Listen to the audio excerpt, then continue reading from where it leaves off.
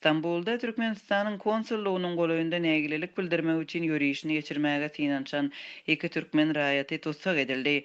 Türkmenistan'ın kronikasy neşriniň adam hukuklaryny goraýjy Türkmen Helsinki fondunyň başlygy Täjegül Begmeýedowa talgylanyp 4-nji noýabrda habar bermegine görä 25-nji oktýabrda türkmen raýatlarynyň bir topary konsullugyň öňünde çäre geçirjek bolup durýarlar. Öz çykyşyny Türkmenistanyň gararsızlyk gününiň 2018-nji ýyla çenli bellenlen köne senesine 27-nji oktyabra gawatlap geçirjek bolup durýar. Bu planlaşdyrylan çäre barada eşiden konsullugyň işgärleri bu arada türk häkimetlerine habar beripdir. 25-nji oktýabrda ýerden polisiýa we ýaragly garabullar türkmen diplomatik missiýasynyň derbedesinde peýda boldular. Şondan soň aktivistleriň käbiri golaýdaky silgähe baryp şol ýerde çäre geçirdi. Ýöne bir näçe adam konsullugyň golaýyndaky kafe gitdi. Olardan üçüsi tutsak edildi. Häzirki wagtda migrasiýa gullugynyň Pendik göç bölümünde Juma Tapar Dädebaýew we Bayram Mämedow saklanýar. Olaryň migrasiýa düzgünlerini bozan bolmagy ihtimal diýip Türkmenistanyň kronikasy habar berýär. Täjegül Begmedowyň sözlerine görä tutsak edilenleriň dostlary olar üçin aklykçy gözleýärler. Begmedowa türkmen diplomatlarynyň opozisiýany ýydarlamak üçin türk polisiýasyna işçiň ýüz tutýanlygyny belleýär. 27-nji oktýabrda Stambuldaky bir nefes kafesinde türkmen immigrantları we bir näçe türk raýaty gararsızlyk gününi bellediler. Çay başyndaky bu oturuşlugy türk guramasy Atawatan Gyzyl Alma tarapyndan guraldy. Şaýatlaryň sözlerine görä kafede 25 töweregi adam ýygnandy. Olaryň 8-i türkmen aktivistleri. Oturuşlugyň başynda 2 mikroawtobusda gelen türk polisiýasy kafe bardy. Çäräniň näme üçin şol ýerde geçirilýändigini bildiler we gitdiler.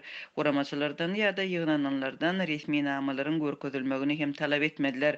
Soňra ma'lum boluşyna görä polisiýa çäre gatnaşanlaryň türkmen diplomatlarynyň işgärlerine garşy terrorçuluk hereketlerini amalaşdyrmagy meýilleşdirýänligi barada maglumat türkmen konsullugynyň gowuşupdyr.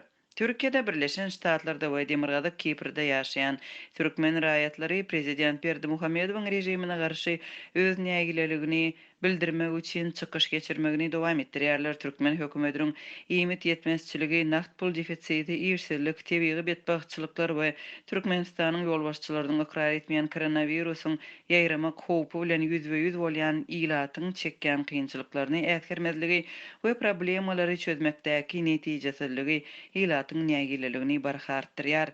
Iyul ayında protest aksiýalary bilen baglylykda Stambulda onlarça türkmen raýaty tutsak edildi we soň boşadyldy.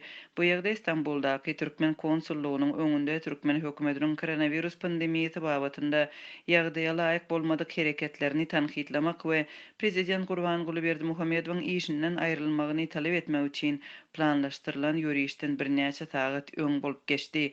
Stambulda tutsak edilen beýleki onlarça türkmen aktivistiniň arasynda 29 ýaşly aktivist Dur Sultan Taganow hem boldy. 3 ay tutsaklykdan soň 10-njy oktýabrda türkmen aktivisti Türkiýanyň deportasiýa merkezinden boşadyldy.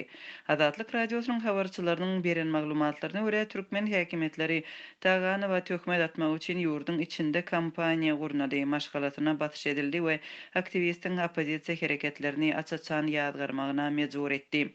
Bir näçe aýyň dowamında daşary ýurtly türkmen raýatlarynyň güýçli garşylyk görkezmeginiň fonunda adam hukuklaryny goraýjy aktivistler opozisiýa hereketi bilen ara baglanşykda guman edilen adamlaryň Türkmenistanda tutsak edilmegine we aktivistleriň ýakynlarynyň en çemesiniň ýydarlanmagyna degişli onlarça waka barada habar berdiler. Bir näçe ay bäri ýurdun içinde türkmen raýatlarynyň dükanlarda un we bankomatlarda pul ýetmezçiliginden nägileliklerini ma'lum etmek, ýapylan bazarlary açtyrmak we beýleki problemalary gozgamak üçin häkimetlere toparlanşyp ýüz tutýan pursatlary köpeldi. Türkmen rejiminiň tanqidçilari we adam hukuklaryny goraýjy toparlar prezident Gurbanguly Berdimuhammedowyň 2006-njy ýylda Odalka Avtokrat Tapar Murat Niýazow ölenden soň häkimet başyna geçeli bäri başgaça pikirlileri basyp ýatyrandygyny we ýurda az üýtgeşiklik getirenligini belleýärler.